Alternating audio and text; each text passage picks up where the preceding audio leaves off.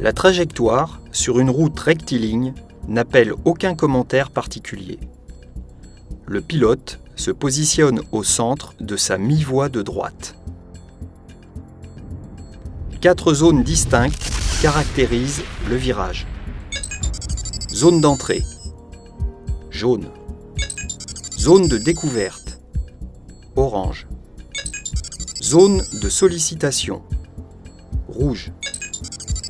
Zone de reprise de stabilité, vert.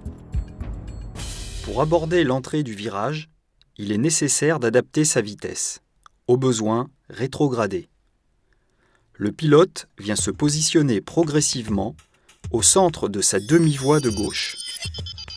Après avoir vérifié que sa manœuvre peut se faire sans danger, l'ensemble pilote-machine ne doit en aucun cas dépasser l'axe médian pour conserver un coussin de sécurité avec les usagers venant en sens inverse. Lorsqu'il aborde le début du virage, commence la zone de découverte.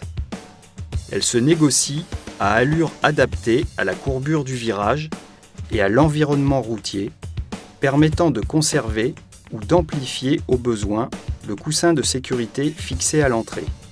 Le regard filme la route à la recherche du point de sortie du virage.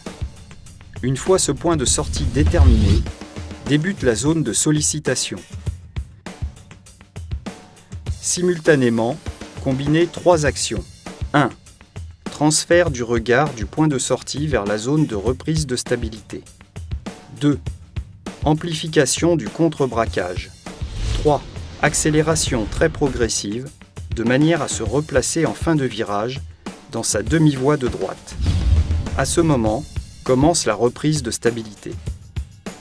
Le pilote redresse la machine en prolongeant l'accélération et remonte si nécessaire les rapports de boîte.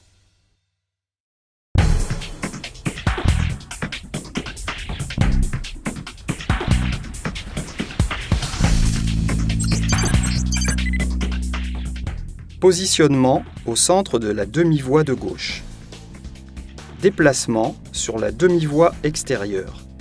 Se réserver un coussin de sécurité, l'augmenter si un véhicule interfère en sens inverse. À vitesse adaptée, rechercher la sortie du virage.